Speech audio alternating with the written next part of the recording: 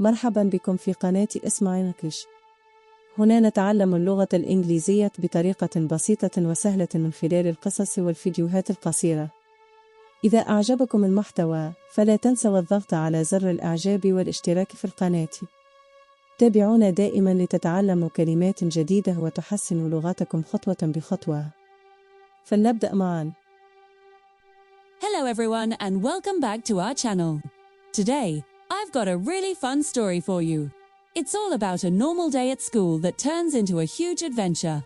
Have you ever had a day that started out ordinary but ended up being completely unforgettable? Well, get ready, because that's exactly what happens to our main character, Leo. We're going to follow him through a series of mysterious events, all happening within the walls of his school. So grab a snack, get comfortable, and let's dive into the mystery of the missing mascot. It all started on a Tuesday. The sun was shining, the birds were singing, and for Leo, it was just another day at Northwood High. He walked into school, his backpack slung over one shoulder, ready for his first-class history. History was okay, but what Leo was really looking forward to was the school's big pep rally at the end of the day. The entire school would gather in the gym to cheer for the football team before their championship game. The best part of the pep rally was always the school mascot, a giant, fluffy eagle named Captain Claw. Leo met his best friend Mia by their lockers. Mia was buzzing with excitement. Can you believe the championship game is this Friday? I hope Captain Claw has a new dance routine for the rally. Leo laughed. You know he will. I heard Mr. Henderson, the drama teacher, was helping him prepare. They went to history class, then math, then English. The day seemed to drag on forever. Leo kept glancing at the clock, counting down the minutes until the pep rally. Finally, the last bell rang. A wave of students poured into the hallways, all heading towards the gym. The air was electric with excitement. Leo and Mia found a good spot on the bleachers, but cheerleaders were already on the gym floor, practicing their flips. The band was warming up, playing short bursts of music. Everything was perfect, except for one thing. Captain Claw was nowhere to be seen. The principal, Ms. Davison, walked up to the microphone. Welcome, Northwood High. Are you ready to show some school spirit? The crowd roared. That's what I like to hear. Now, let's give a huge welcome to our one and only, Captain Claw. Everyone cheered, but the side door where the mascot usually entered remained closed. The cheers slowly faded into confused murmurs. Ms. Davison looked concerned. She whispered something to the coach, who then ran over to the door and peeked out. He came back, shaking his head. Ahem, Ms. Davison said into the microphone. It seems we have a slight delay. Captain Claw appears to be ... missing. A gasp went through the crowd. Missing? How could the mascot be missing? The pep rally couldn't happen without Captain Claw. Leo looked at Mia. Her eyes were wide. Missing? What does that mean? Leo's mind started racing. He was a huge fan of mystery novels, and this felt like a plot straight out of one of his books. I don't know, he said, but I'm going to find out. While the principal tried to calm down the students and continue with the rally, Leo slipped away from the bleachers. Mia followed close behind. What are you doing, Leo? She whispered. We're going to solve this mystery, Leo said, his eyes gleaming with determination. The first place we should check is the mascot's locker room. That's where the costume is kept. The mascot's locker room was a small room behind the gym. It was usually locked, but today, the door was slightly ajar. Leo pushed it open, and they crept inside. The room was a mess.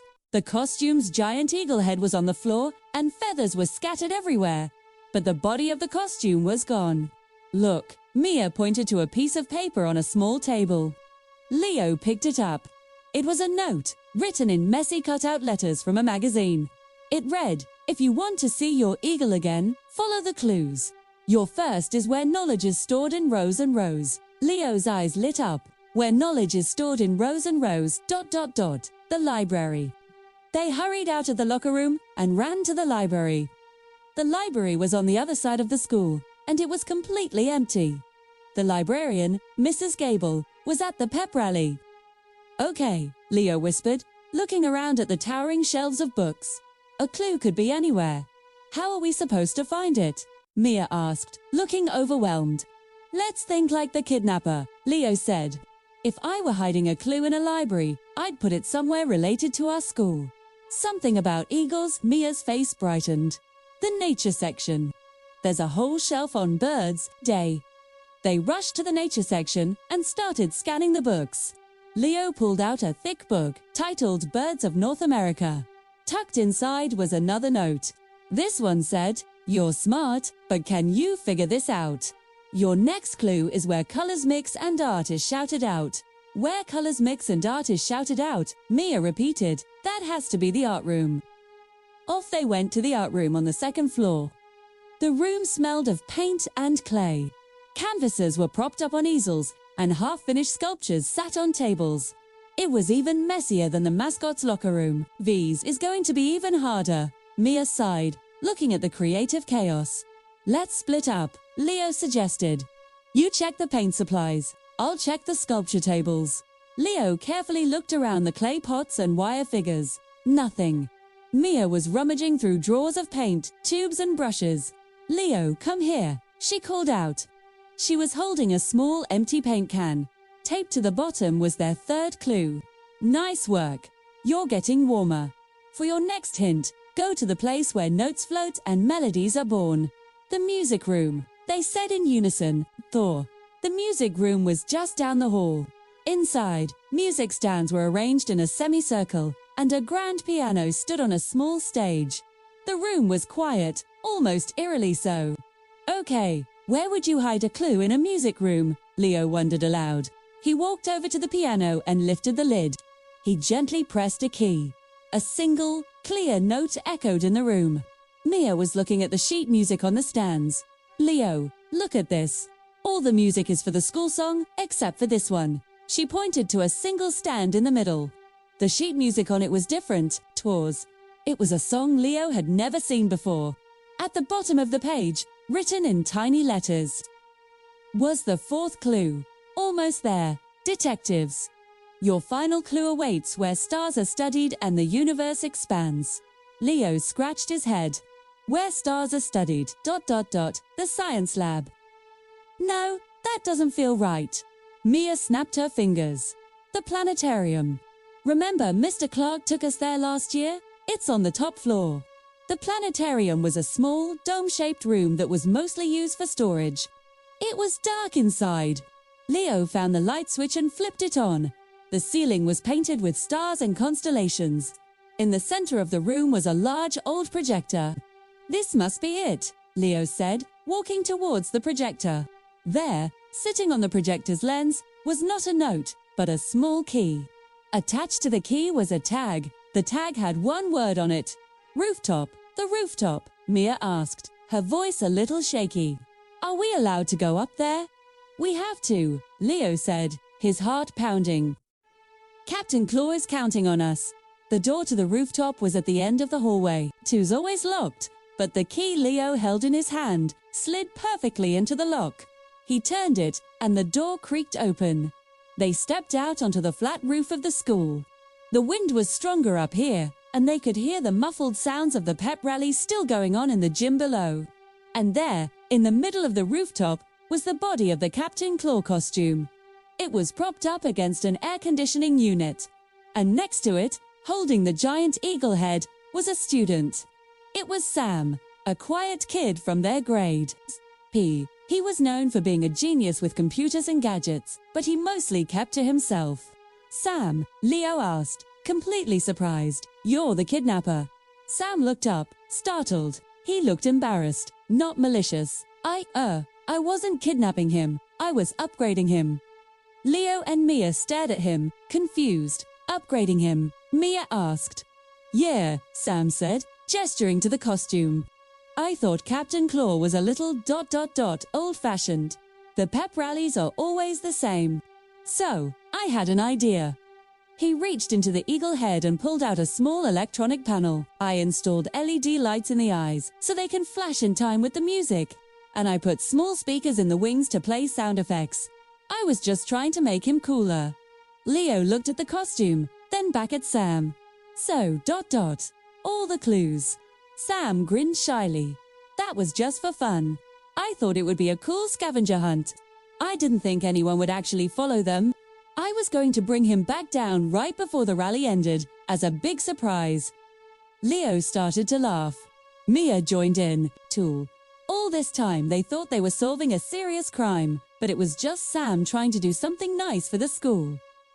That's actually a really cool idea, Sam, Leo said. Yeah, Mia agreed. But you kinda gave Ms. Davison a heart attack. I know, Sam said, looking down. I didn't mean to cause any trouble. I just wanted to help. Well, Leo said, picking up the eagle head.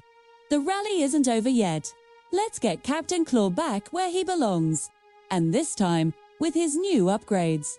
They helped Sam quickly put the costume back together. Then, the three of them hurried back down from the rooftop and snuck around to the back entrance of the gym. Sam explained how to work the new controls to the student inside the costume. A few minutes later, as the principal was wrapping up the rally, the gym doors burst open. Captain Claus strutted in, but he was different. His eyes flashed with blue and white lights, and a loud eagle screech sound effect came from his wings. He did a spin, and confetti shot out from his wingtips, another one of Sam's secret additions. The crowd went absolutely wild. Everyone was on their feet, cheering louder than ever before. It was the most epic entrance Captain Claw had ever made. Leo, Mia, and Sam stood by the door, watching with huge smiles. Ms. Davison looked shocked at first. Then a wide grin spread across her face. The pep rally was a massive success. Later, Sam did have to explain everything to Ms. Davison, but instead of being angry, she was impressed. She made him the official mascot tech supervisor. As Leo and Mia walked home from school that day, they couldn't stop talking about it. "Pooh, I can't believe we solved the mystery of the missing mascot," Mia said. "Well," Leo said with a smile, "it wasn't exactly the crime of the century, but it was definitely the most exciting Tuesday ever." They both laughed, knowing it was a school day they would never, ever forget. And that's the story of Leo's unexpected adventure. What started as a mystery turned into a pretty awesome surprise for the whole school. It just goes to show you that sometimes things aren't what they seem, and a little creativity can make a big difference. Toke, I hope you enjoyed our story today. What do you think you would have done if your school mascot went missing? Let me know in the comments below. Thanks so much for watching. Don't forget to like and subscribe for more fun stories. And I'll see you in the next video.